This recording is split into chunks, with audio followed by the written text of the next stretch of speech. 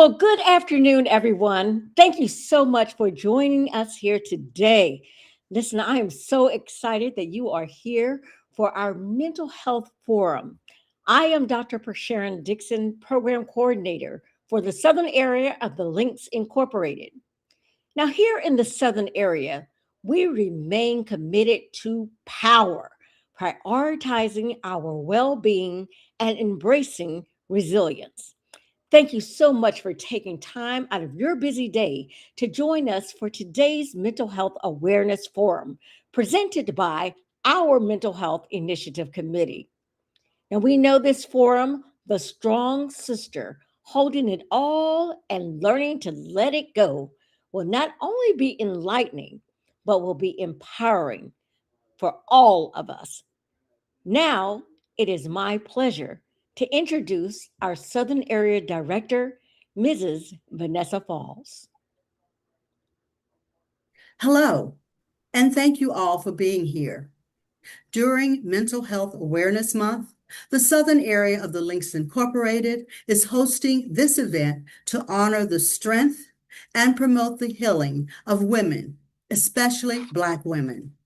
Strong sisters are often the ones who lead teams, hold families together, show up for friends, and solve problems, sometimes while quietly navigating stress, anxiety, depression, trauma, grief, and burnout. But sisters and brothers, if you're here, we must know that strength without rest and self-care isn't sustainable. Today is our reminder that strength isn't silence. Strength is recognizing when we need support and choosing connections over coping alone. Why is this important? I'm glad you asked. National data show that mental health challenges are common and they touch women in particular ways. Women are also often caregivers, a role that makes it difficult to care for their own mental health. When support is hard to access or feels hard to ask for, stress can become chronic, and the strong one can end up feeling isolated. That's why this event exists, to create a space where support is practical and real. Today, we'll hear from mental health experts, learn valuable coping tools, and begin the process of intentional release. My hope is that each of us leaves with at least one new strategy, a sense of community, and one clear reminder: you don't have to earn care by proving you can handle everything. With that, welcome again to the Strong Sister, holding it all and learning to let it go. I will now turn the virtual mic over to our moderator, Dr. Tedra Anderson Brown, our Southern Area Mental Health Chair. Dr. Brown.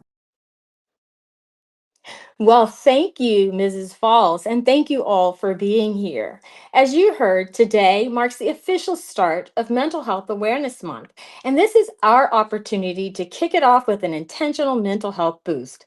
I know our panelists will provide that, and it is my honor to introduce you to them. They are all licensed, let me say that again, licensed mental health clinicians, and bring a wealth of knowledge and experience to the table. You'll see a more complete bio in your chat function, but I am going to briefly introduce them. Help me welcome them to the virtual stage. We have Mrs. Delphine Jervis, a licensed clinical social worker and CEO of Breakthrough Care and Resource Center in Miami, Florida. With over 20 years of experience, she specializes in culturally competent, trauma-informed mental health care for underserved communities. Mrs. Jervis is committed to service, advocacy, and community impact and is a member of the Miami Biscayne Bay, Florida chapter of the Links Incorporated. Mrs. Belinda Gordon Battle is also a licensed clinical therapist and life consultant based in Miami, providing services to individuals, families, couples, and organizations locally and globally. She is passionate as an advocate for reducing mental health stigma and encourages open, culturally relevant approaches to therapy that support emotional, behavioral, and social wellness. She is known for non traditional strategies to help clients achieve self awareness, growth, and lasting transformation. She serves as mental health ambassador of the Miami Biscayne Bay, Florida chapter of the Links Incorporated. And we have Dr. Kamala Azel, a licensed clinical mental health counselor supervisor, executive coach, certified dementia practitioner, and trauma specialist at Soleil Counseling and Consulting, an agency she founded in Durham, North Carolina in 2009. She's also an assistant professor of clinical mental health counseling at Campbell University with over 25 years of experience across higher education, counseling, coaching, and leadership. She's a systems thinker, civically engaged in several professional and community organizations, including the Durham, North Carolina chapter of the Links Incorporated. Please welcome them again.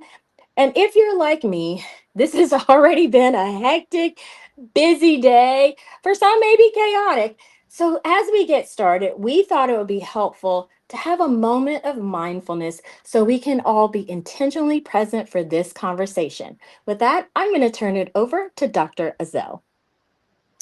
Thank you, Dr. Tedra. Good afternoon. It is time to center ourselves and prepare for the afternoon. I want to invite you into a moment, a brief moment, just for you, just for us, and especially for the strong sisters who are often the ones holding it together.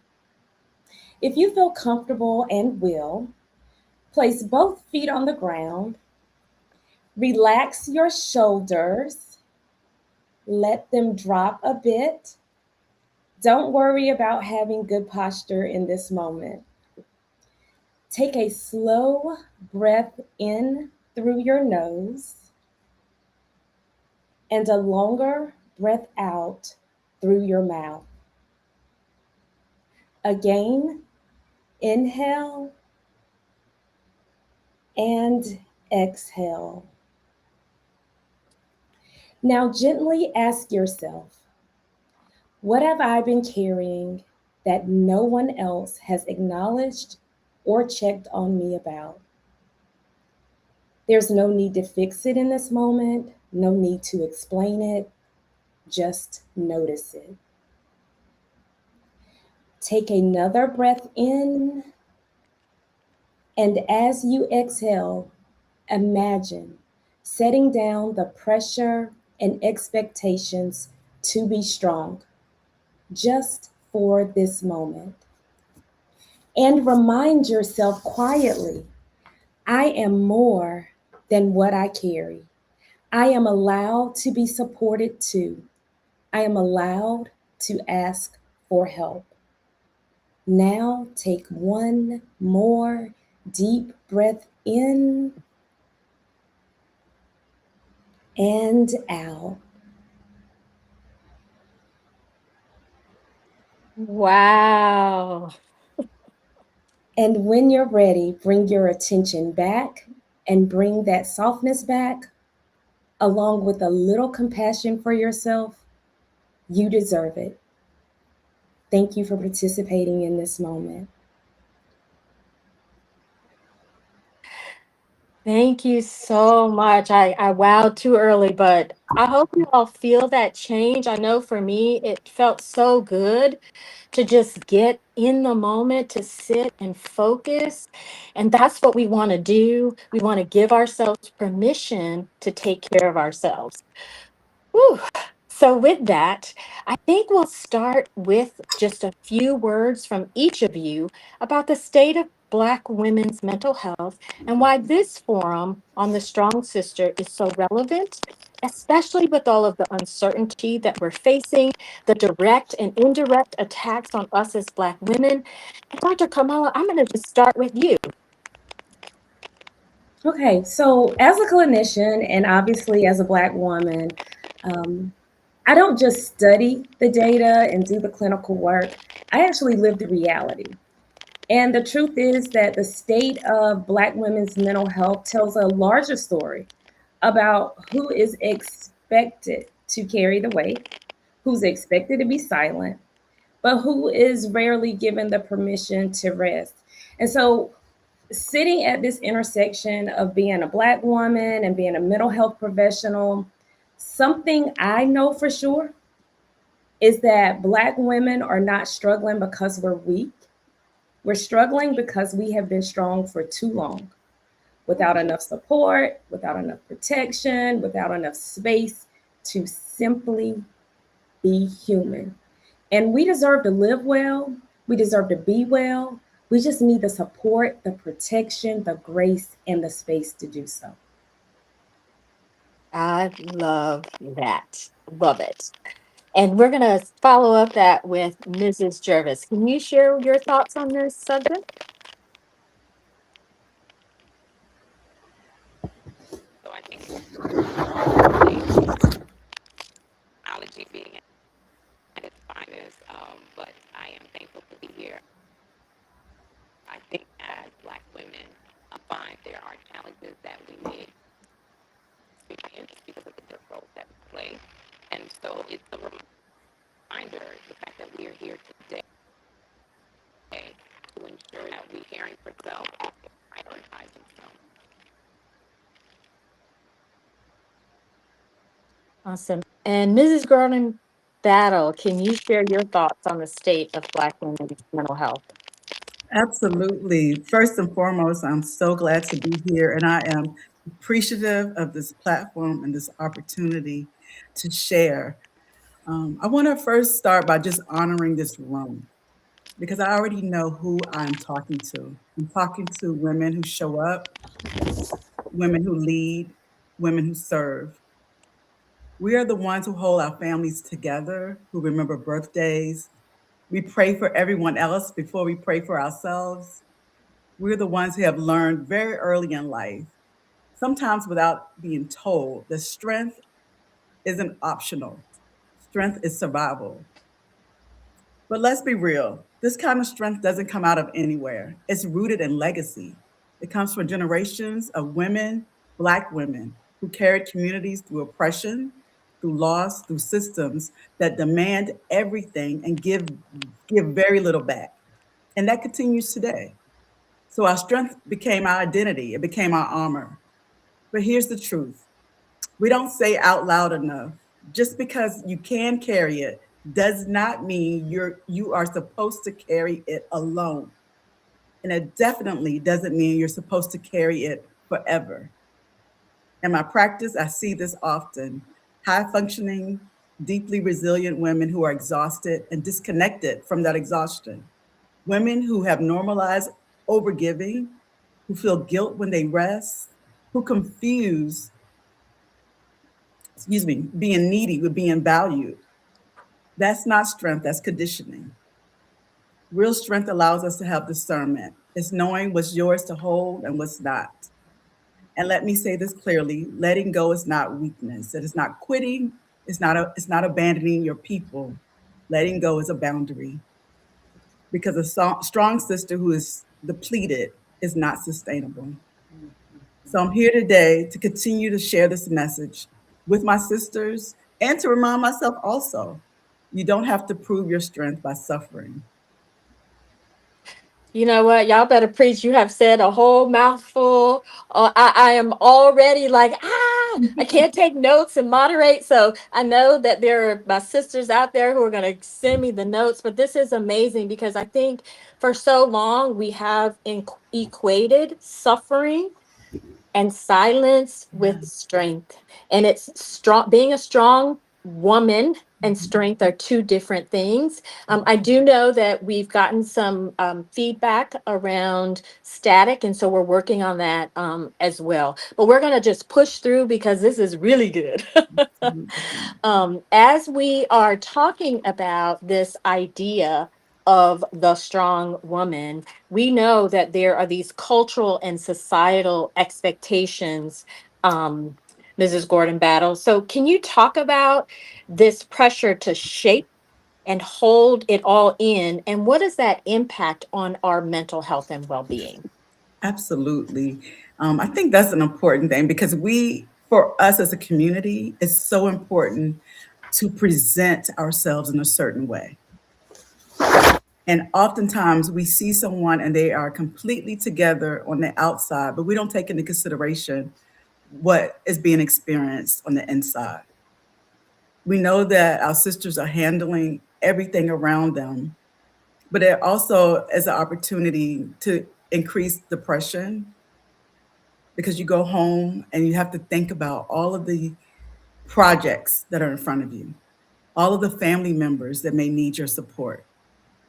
You also feel guilty because maybe you cannot give your best to your own family, your own partner. There's often a struggle, and we don't speak about how we can reach out and delegate or receive help. We don't always feel safe enough to say, I need support, I need help. So we turn those feelings inward. And that is when the toxic feelings, the unhealthy responses come, the negative self talk start to enter our mind, our body, and our spirit. So every time we see someone, it's not just how are you doing? You want to take it a little further. You want to say, what's going on? How are things going in your life? Is there anything I can do to support you and help you? Mhm. Absolutely. I love that.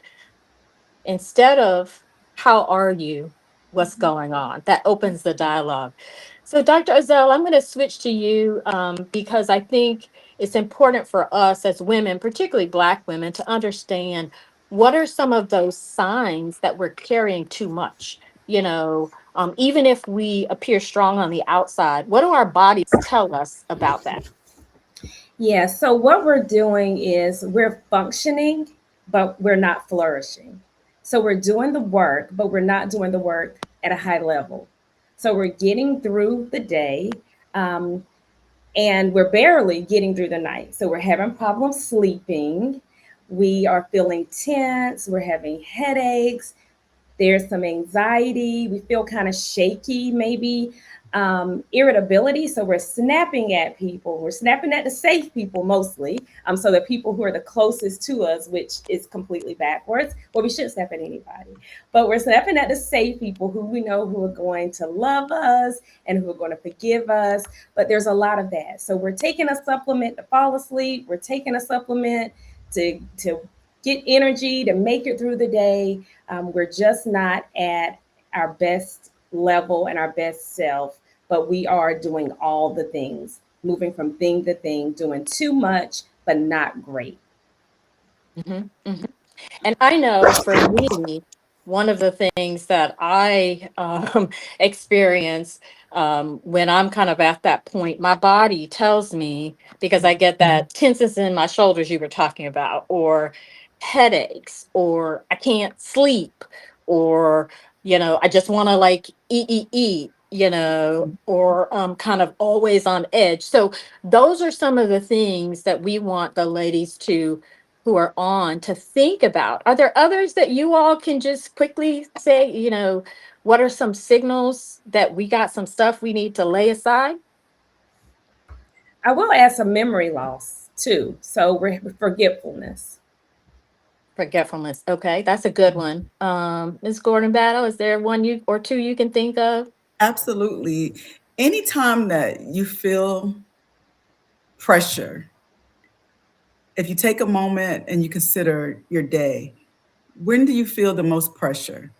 That is oftentimes when you need to remove something from your plate. When you feel like you cannot get from point A to point B without thinking about 12 other things that you need to do. Your mind is consistently moving, preparing.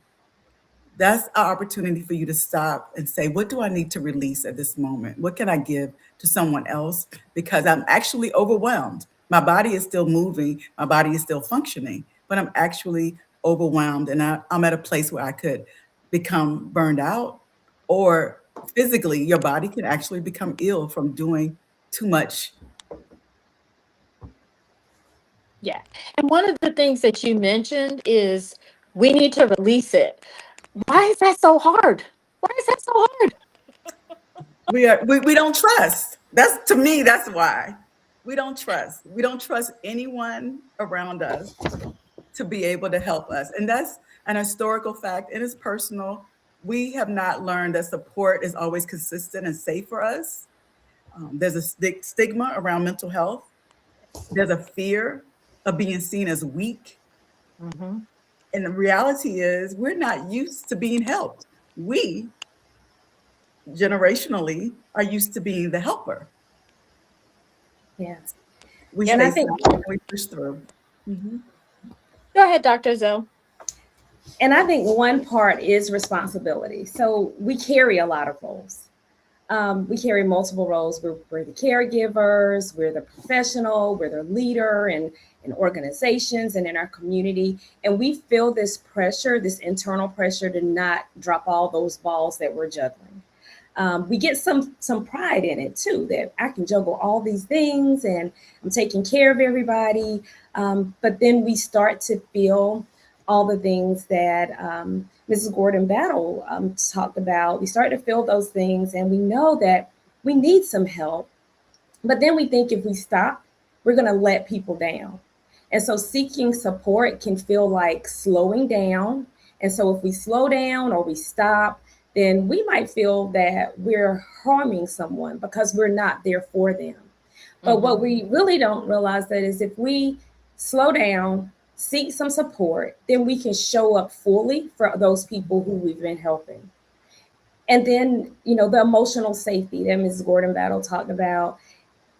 If you've had experiences, and probably all of us have had these experiences where we haven't felt heard or we haven't felt believed or we were judged or we had to over explain ourselves, we start to protect ourselves by not reaching out and not asking for help. So even when the need is there, there's this hesitation because we're thinking, will I be supported this time or will I be disappointed? How Absolutely. many times are we going to be disappointed? If I had $1 for every time that I was disappointed, I'd be a millionaire. So there is definitely that fear, the lack of emotional safety. And so what we do, how we manage that is we just handle it ourselves. And then as a clinician, I see this all the time. I often see that awareness is not the problem. The problem is the action. And there's a gap between the awareness and the action. And so in that gap is the fear of disappointment, the fear of letting people down. It's the guilt, and it's all of those past experiences that have taught us that it's just better to do it ourselves and better to handle it alone. I just Ooh, want to, you I want want to to go ahead, add, please? Because I'm like, whoa, that was good. that is awesome. And you said it so well. In addition to that, it's because we're also mimicking the behavior of our mothers, our aunties, our grandmothers, because they didn't have a choice. They didn't have an option to let things go. And we continue that behavior, even though we're at a place now where we have more options. We have sisterhood.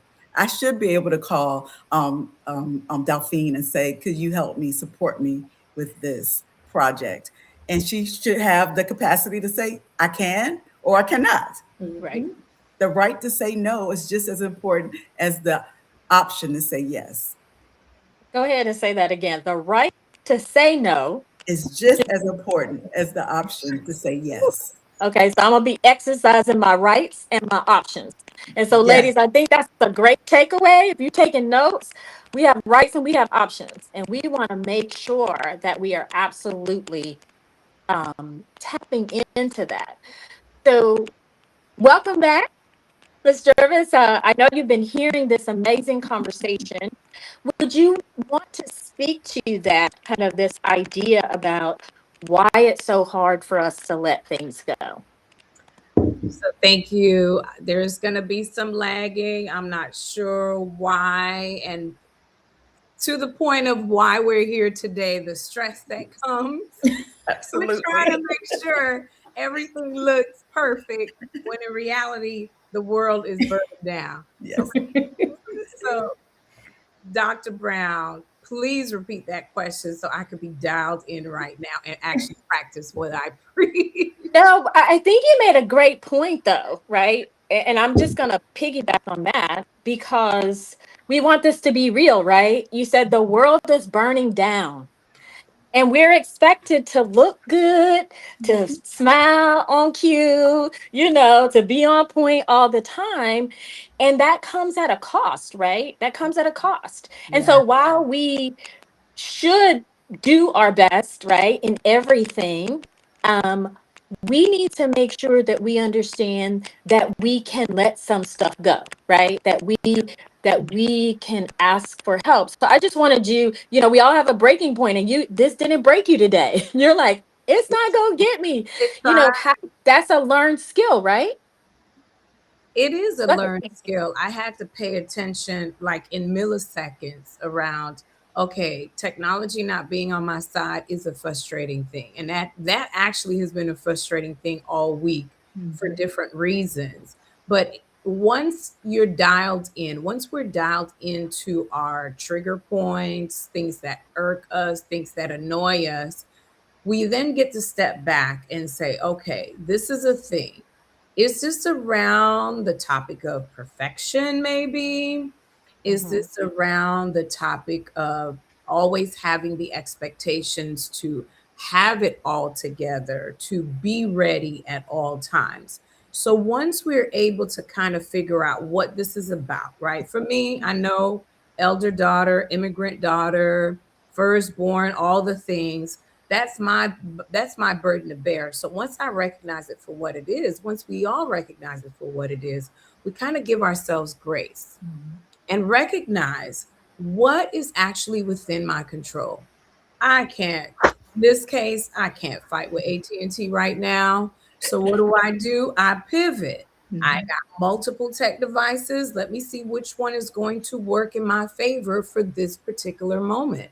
So it's all around just kind of tapping into, all right, what is causing me to have these elevated symptoms of frustration, anxiety, annoyances? What can I do to give myself some grace? What can I recognize are the things that I can control in all of this? And then let's just take it one step at a time.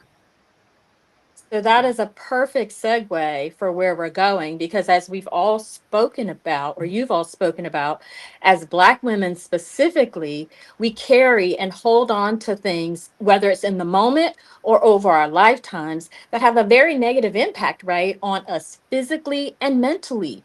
It impacts our wellness. So, one of the things we wanted to do today was to set aside another time for some intentional release of these things because we have to unlearn those unhealthy or harmful behaviors, right? And learn the healthy ones. So I'm going to turn it over to Mrs. Belinda Gordon Battle, who's going to walk us through another experience of intentional release.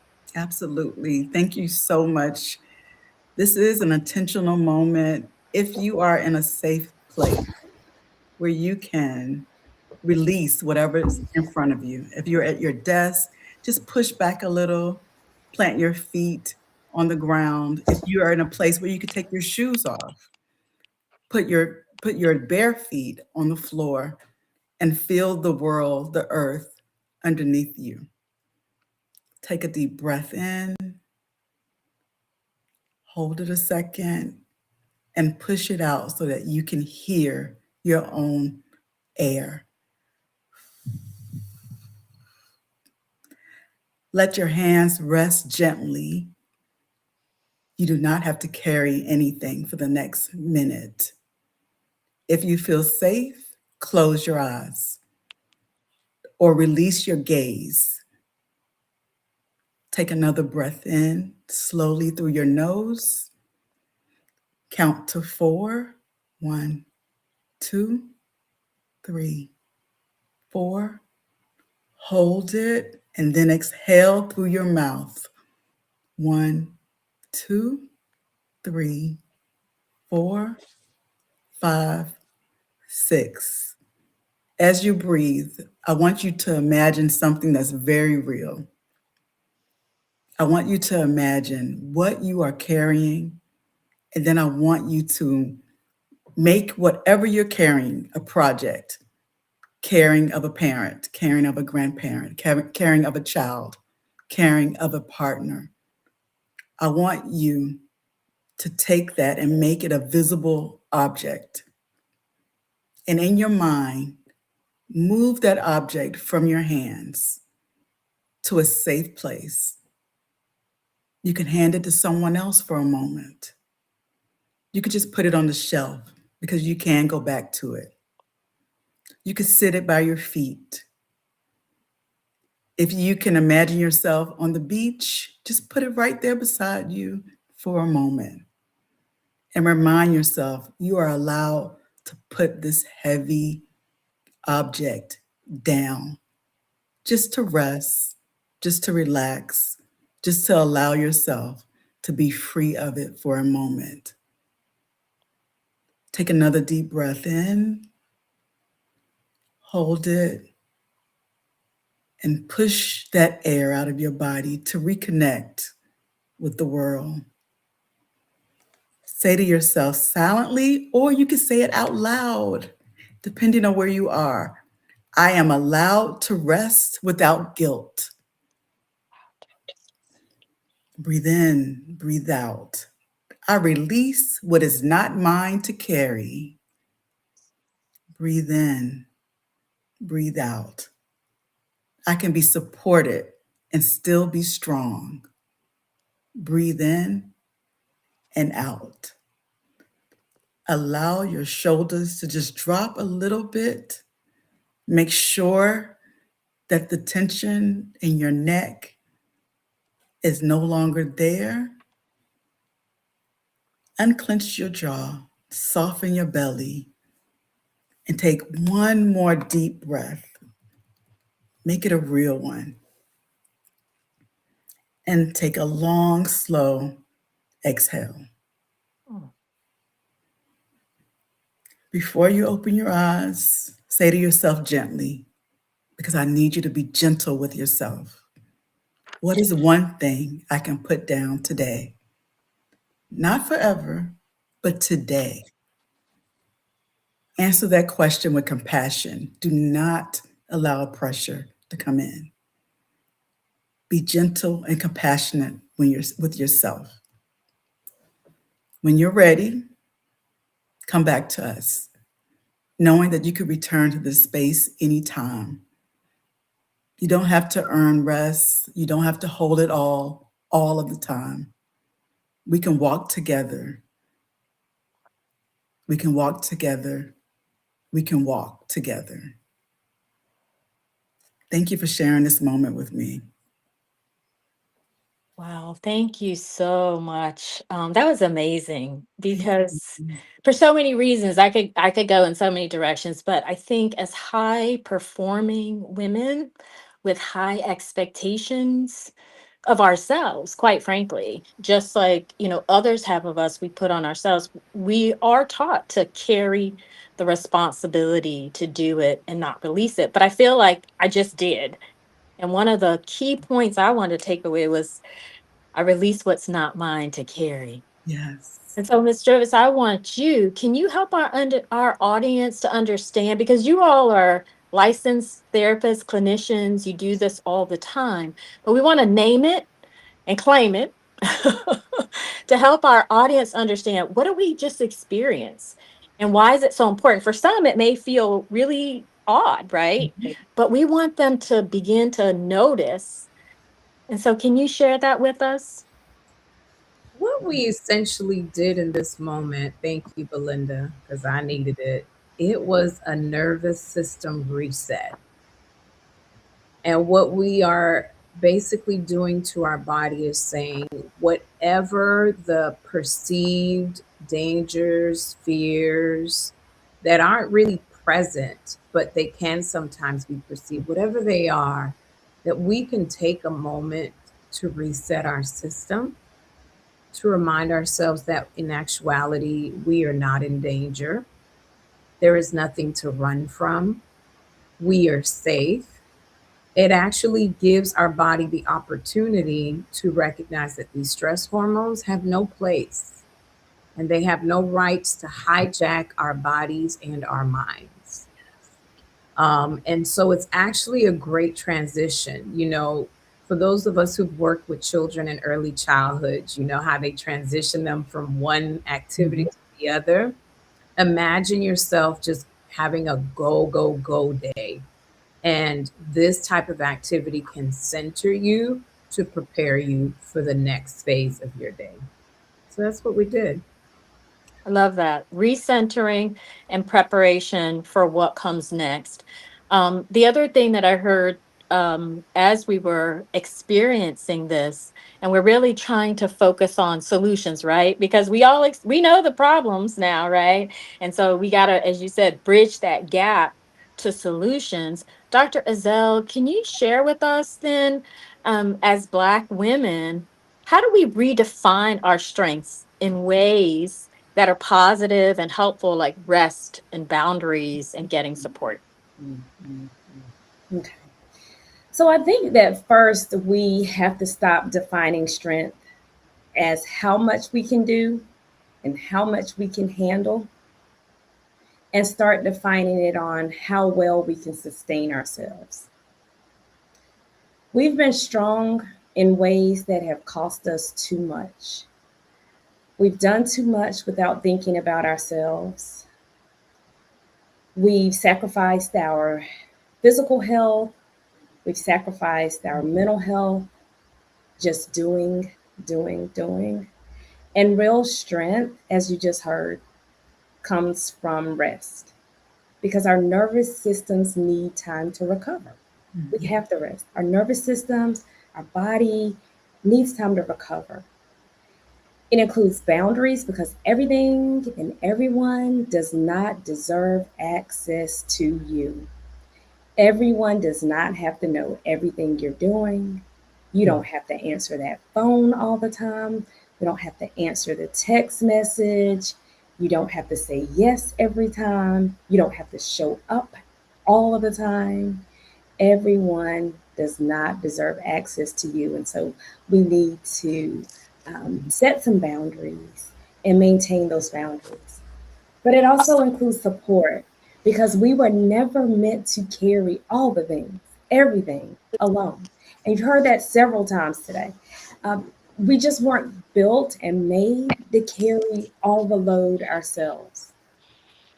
And so having strength is more about preservation and not at all about depletion.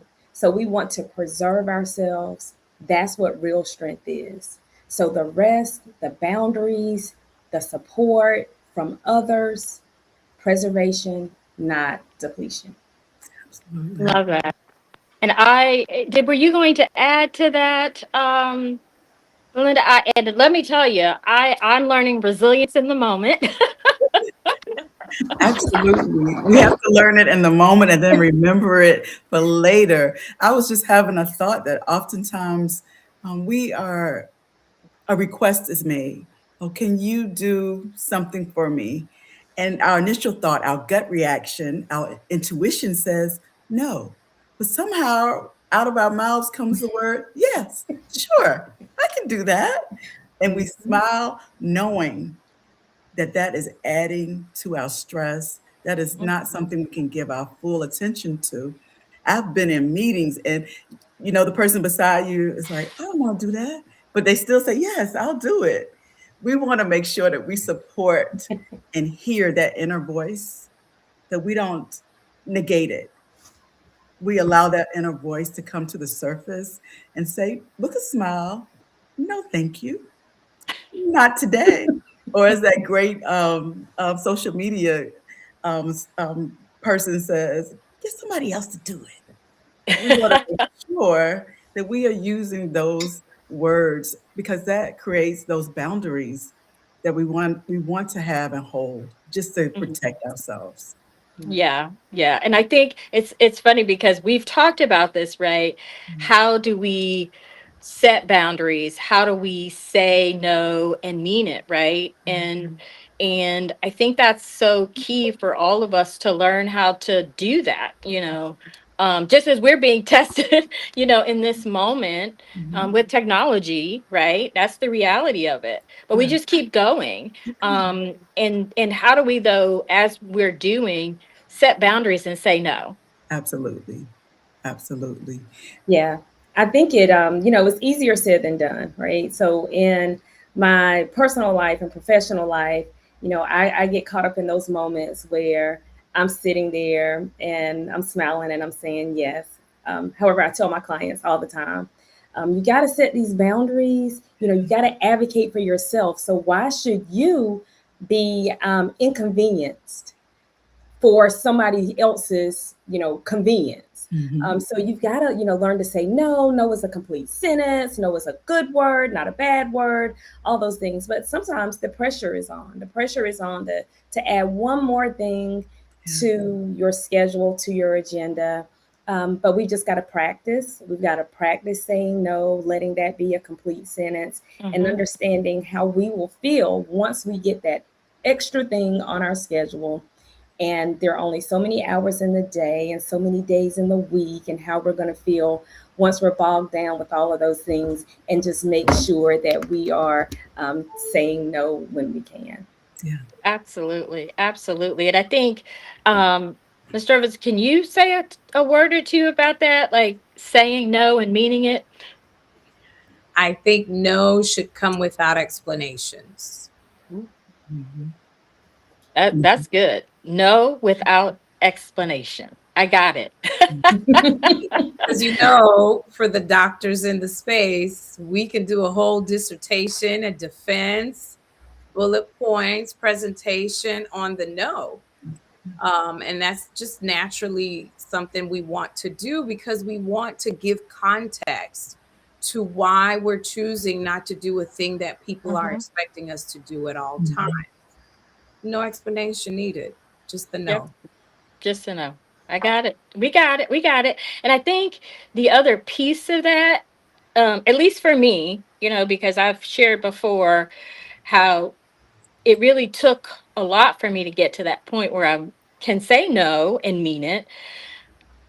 Can you explain, Ms. Gordon Battle, how do we say no, mean it, or set those boundaries or take care of ourselves Yeah. without the guilt?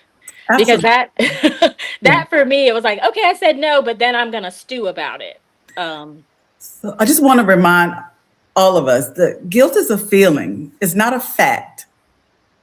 It's an emotion, it's a feeling, but it's not a fact. And oftentimes, if we pause and allow ourselves to have that feeling before we make a decision, let your decisions be guided by truth and not by that feeling of guilt. So, taking that pause, when someone says to you, oh, can you do this for me? Or I need you to do this, it's okay for you to say, I'll get back with you. Give me a moment. Let me check my schedule, even though you know your schedule is packed. Let me check my schedule and I will get back to you. Even my favorite is if you don't find anyone else, circle back to me because now I'm giving you permission that it's okay. I'll feel okay if you go get someone else. I'll even send you some names of people who can do that same job. But I have to listen to myself. I have to name what I'm feeling, that guilt. But remember that that's a feeling and it's not a fact. So Mhm. let your decisions be guided by truth. I love that. I love that. And so I think for all of you, we've been really talking about self-care, right? We hear that word, but we don't really know what it means. And so we've been trying to stay away from using it a little bit so Mhm. that we could really get down to the meat of it, so we could understand, and our audience, this is how you begin to let it go. And it's a series of small steps, right? It's not like just one big thing. So I'm wondering for all three of you, if you can share some practical strategies or therapeutic tools, self care, if you will, that women can use to start this process of letting go. Because we all know we need solutions. The problems are killing us, right? We need the solutions to stay alive. So I'm going to start with you, Dr. Azell. Okay. So one of my go-tos is absolutely rest. So just blocking time out on my calendar to rest. Sometimes I look forward to uh, Fridays. Because that is a day that I get to rest. And this is rest for me. But that is the day that I get to rest is generally on Fridays. And so some days on Monday it begins and I say, I can't wait till Friday at this time because this is what I'm going to do, or I'm going to be lying down at that time. As for other things for self-care, it's just finding finding someone who you can talk to. So Mhm. support and self care is different than being in the therapist office, but sometimes it's good to talk to someone else. So it starts with a safe person, a friend whom you can be with whom you can be honest, someone you can trust, someone you can be yourself around. It might be a group chat. I know I'm in a ton of group me's. Some of them are can be a form of self-care and some of them maybe not, but you stick with those self-care ones and those self-care group chats where you feel comfortable with saying I'm not okay. So this would probably be a smaller group chat because you want all the people who are in that group chat to make you feel safe. So if you can be yourself in that group chat, if you can say, I'm not okay, and get some good positive feedback and support and not feel judged and not feel dismissed, then I would say that's something to do. So maybe you go through your phone or just think about your friends and say, who are some people I can put in a group chat? Just a few where what we talk about is positive and what we talk about makes me feel good and I feel supported. Then you put those people in that group chat and use that as a support group. But get you some rest and get you a good small group of people who will support you and who can uplift you and not bring extra work and drama and all the things to you are my go-tos. I love it. So rest, I heard connection, and I heard community, right? Yes, community. Um, Thank you. and so I want to then go to Mrs. Jervis. And can you share a couple of therapeutic tools that we can practice as women to I go think along with that? on a day-to-day basis, I would encourage all of us to think about the things from our childhood that brought us joy Mhm. and reflect on what could we bring into our very adulting life that can spark those instances of joy. For those of us who are around young children, we kind of wish we could revert back sometimes to those carefree days. We can't. So do you enjoy coloring? Do you enjoy doing puzzles? Mhm. Is reading a thing that's gotten far away from you? Remember when you used to collect all those little McDonald's toys? What could it look like in this day and time to reincorporate some things that actually bring you joy? Um, Mm-hmm. so I want us to kind of reflect on those things because they are not, we are still that inner child. It's just that we pay bills now, but we are still that inner child. And so let's kind of go back to pull some things that have brought us so much joy in our lives. So I would encourage that to be how we look Mm. towards it. So do things that bring us joy. And with that, it's going to look different for everybody. There's no one recipe, no one right answer. Love that. So we're going to round it out with you, Mrs. Gordon Battle. Yes, I'm taking notes also. These are things we all have to put into play because healing is just, it's not about being emotional, it's behavioral. We have to practice these things. It's really important to name what you need to release. Because if you don't put a name to it, you're not really acknowledging what you need to release. Mm. Are you carrying the frustration and disappointment of someone else? Someone that has passed it on to you? Are you also carrying the happiness or perceived joy of someone else, thinking you can control their emotions just by being in the position you are in? So it's important for you to name what you are experiencing and what you are unable to release, put a name to it so that you can start to move it in the right direction. Love it. Love it. And one of the things that was said earlier, so we want to name it, acknowledge it, and move towards that solution. And so we want to encourage as we're getting ready to wrap up to you who've joined us today, we need you to take one thing away from today and commit to that thing for your wellness. Because if you don't do it, nobody will, right? And it has to start with you. We often say, well, I'm going to fill my cup so I can pour into others. We just need to fill our cups and be okay with that for right now. And so find that one thing. We're going to move to resources as we wrap up because this was so amazing. We could keep going on and on and on, but we know you have things to do as do we. So amazing. I'm so grateful for each of our panelists for sharing their expertise and wisdom. And I hope you all show them some love and reach out.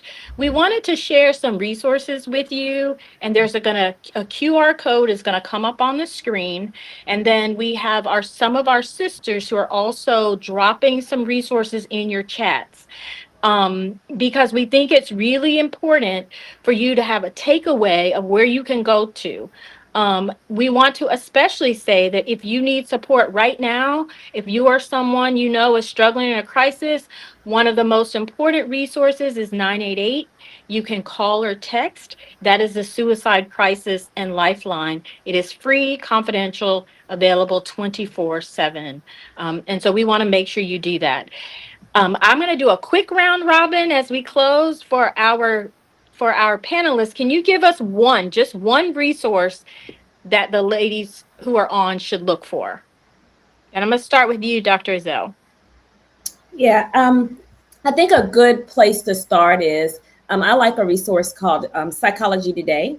Psychologytoday.com allows you to search for clinicians in your area. You can use all kinds of filters. So it could be, male or female, zip codes, racial background, specialty. So you can search there. I think that's just a kind of a general resource where I generally direct people to start their search for a therapist. Okay. And Psychology Today, it's so important because professional help is necessary. And it's amazing. You should try it. You don't have to have a diagnosis. And so, Ms. Jervis, one resource that the ladies can look to that they'll find on this list. My go-to is Therapy for Black Girls. I know as a therapist, when I'm asking, hey, how did you find me? It's been definitely Therapy for Black Girls. And there are multi-layers to it. So if you're a podcast girly, if you like to read, so there are different types of resources that you can receive from there. Yes, love their Sweet Tea Sundays and the podcast. So that's a great one. And rounding us out, Ms. Gordon Battle, resource. I think one of my favorites, and it's easy to get to, is the Calm app, CALM. It's a free resource. They also have one you can upgrade and pay some nominal fee for, but it allows you to have some guided meditation, short and long. There are even opportunities for bedtime stories, just a different way to reset your mind, your body, and your spirit by using the Calm app. Awesome. Awesome. So there's the QR code. We put the list. It's not all inclusive. So if you know of some, please share them with us because we always want to expand, our toolbox as well.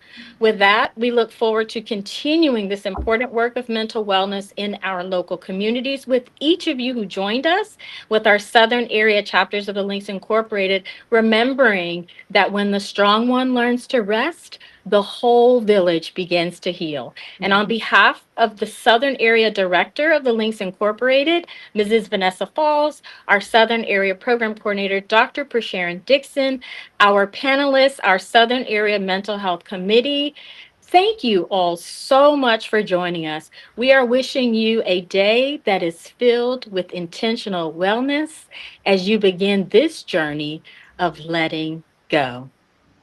Bye-bye.